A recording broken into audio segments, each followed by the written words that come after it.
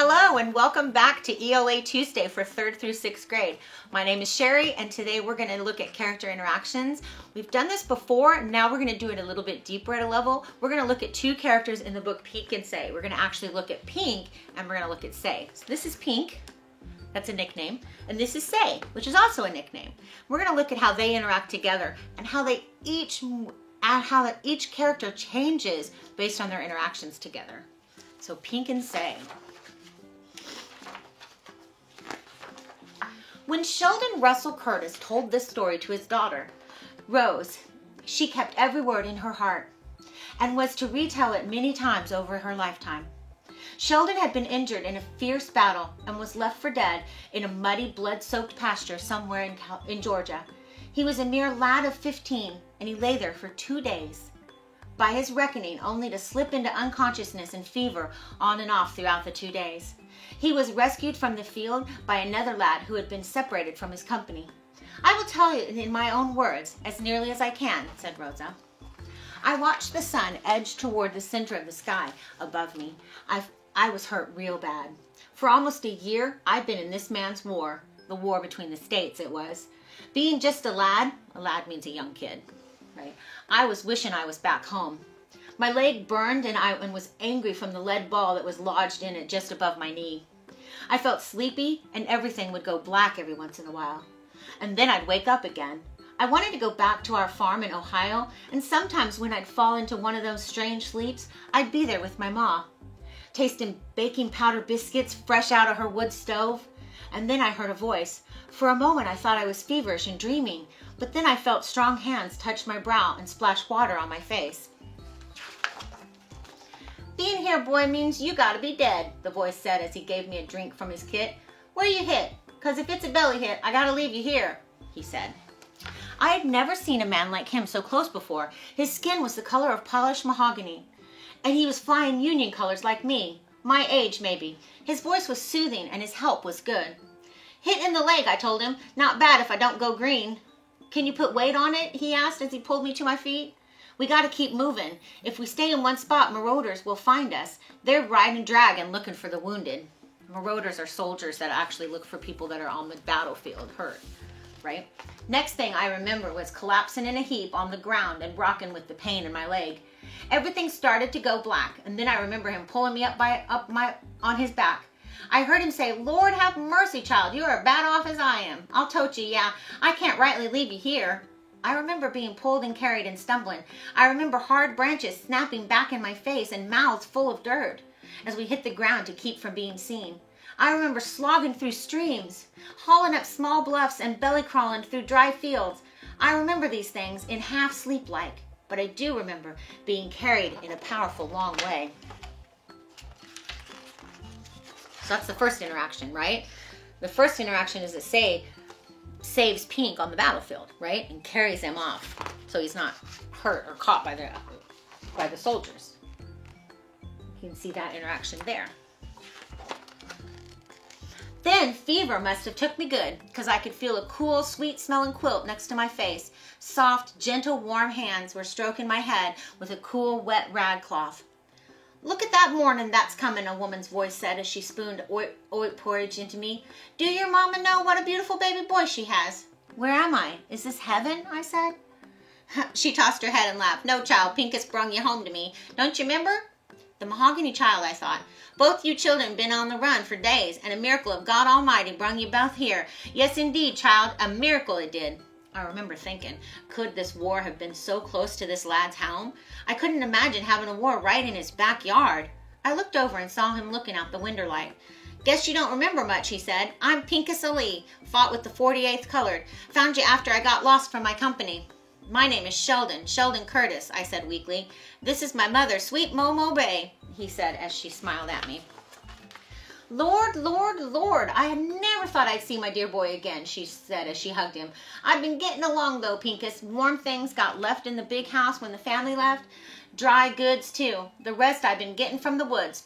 There's a freshwater spring down the road. Still have some chickens, even got an old cow out back that still gives milk. Then you've been all alone here? Pincus asked his mother. Where is everybody? Your daddy runned off to fight a month ago. All the hands and their children runned off and out of harm's way. But I stayed. I prayed to the Lord every day. I said I couldn't go away until I ain't gonna leave until my Pinkus comes home. You ain't never gonna leave your mama again, are you, child? Pinkus looked troubled and didn't answer. I'm going down to the stream and pound these clothes of yours, she said as she readied to leave us. If you hear marauders, come and get for the root cellar door and stay down there till they gone. That's what I've been doing. Marauders here? Pinkus said with alarm. They've seen there's nothing here for them, child. Nothing. As soon as she left us, Pinkus sank to my bedside. And here's going to be another interaction, right? You know that because the author writes, as soon as she left us, Pinkus sank to my bedside. So you know the characters are going to interact together. Sheldon boy, he whispered, as soon as you heal up, we got to go away from here. We are putting Momo Bay in great danger just by being here in her house. If they come and find us that she's been holding troopers, his voice trailed off. We got to get back to our outfits if we can find them. You mean back to the war? I asked. I must have gone pale as he went on to say, it's the only way, ain't it? And then he looked at me. Sheldon, you all right? You look bothered. You can call me Say. Everybody in my family calls me Say, not Sheldon. I expect you're my family now. Near enough, Say. Near enough. You can call me Pink. That's what everybody calls me, he said softly as he smiled. So now that's an interaction where they're getting to know more about each other and they're actually sharing their nicknames, which shows that they're getting close. The characters are getting close to each other, right? Because only somebody close to you calls you by your nickname. For the next week, Momo Bay fed us both up good. Raw milk and cornbread never tasted so good in all my born days. It were the first time in months my victuals didn't have any mealy worms in it. She saw to it that I tried to walk a little every day. So's that mean-looking leg don't go stiff on you and cripple up, she'd say. This place wasn't that much different from our farmhouse in Ohio. Maybe poor, maybe. But it smelled the same, like pine boards and good cooking. A mess of beans with salt pork and cornbread and greens and corn and onions. And when we slept, she sat near us, stoked the fire, and watched over us. Whew, never thought I'd feel safe enough to sleep deep again. My mother and Kalo, my father, jumped the broom on this very spot, Pink said as he walked me back on my first day outdoors. And that there was the master's house. Master Ali, Pink said. How come you have his last name, I asked. Boy, when you're owned, you ain't got no name of your own. Even Kalo had to take that name.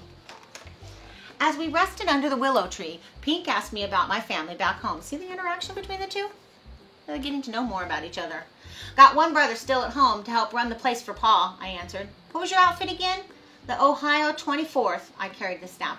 Wasn't supposed to carry a gun, but then so many died, even us boys had to carry after so many were slaughtered like hogs. Least you got to carry. In the 48th, we couldn't have guns at first. We fought with sticks and hammers and sledges. Can you imagine not trusting us with our own fight? This here's our fight. I couldn't imagine such a thing. And then when they finally did give us muskets, they were from the Mexican-American War, so they were old. Those muskets jammed and misfired all the time. Then how in God's name can you want to go back, I asked. Because it's my fight. Say, it's my fight. Ain't it yours too? If we don't fight, then who's going to? I had no answer for him, but God forgive him, I didn't want to ever go back. After a few more days, I could walk a little steadier, but still needed some help.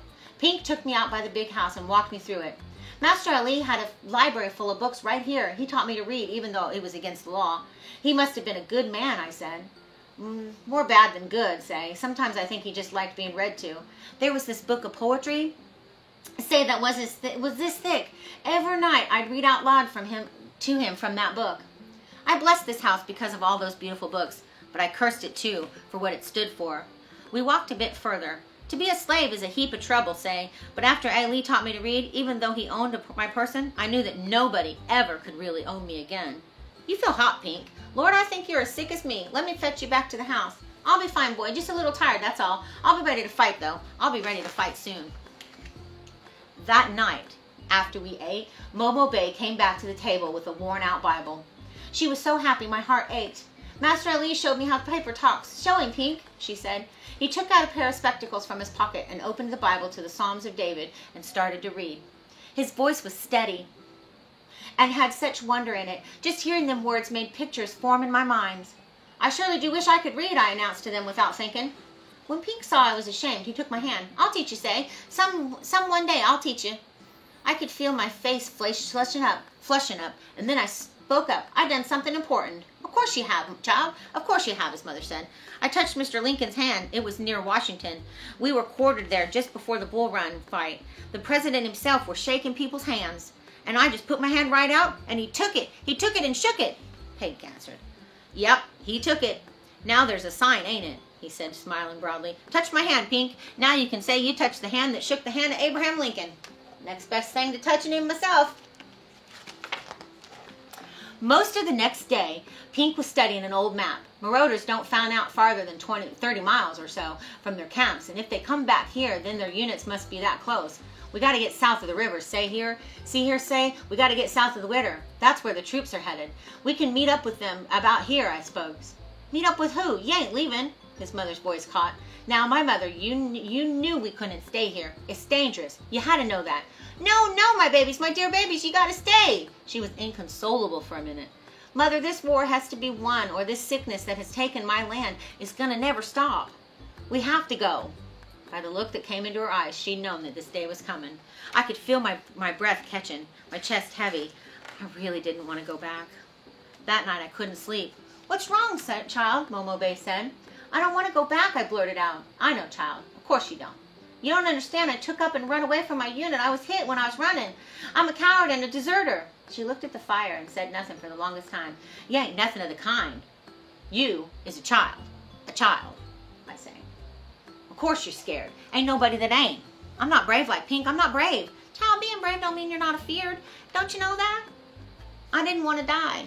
These things worse than death, child, but you got nothing to fear. You are here now, and I'm hugging you up. You're going to be an old man someday. When it's your time, the sweet Lord will send a hummingbird to fly your soul to heaven. Now, you ain't afeared of hummingbirds, are you? Her words brought me to a sweet sleep. The next morning, marauders came. Just as we were making the last sweep of the place, making sure there were no signs of us ever being there, we heard wild screams. Marauders! Get to the root cellar! Said Momo Bay. They ain't no truck with the old dark woman. You get to the cellar, you hear? Hurry before they're here. Don't come out till I tell you so. We heard the porch steps creak as she ran from the cabin. She's drawn them off, Pink whispered. Uh-oh. Look what happened. We put her in their way by staying here. Now she's dead, Pink cried as he rocked her in his arms. Her eyes were looking in a faraway place as he closed them. Your son loves you, Momo Bay. Your son loves you. After we buried her under the willow tree, we set out. Pink figured. We were there for 3 days' walk from the Union troops, and we watched the movement of the sun. I'm going to stop there. If you're interested in finishing some more, the book is called Pink and Say. You can get it at your local library. But let's talk about the interactions between Pink and Say, right? So notice how each interaction brought them closer to the point where they're almost brothers, right? Each interaction, when they shared a little bit more of each other, they got closer and closer. That's how characters develop together. Pink and Say. See you next time.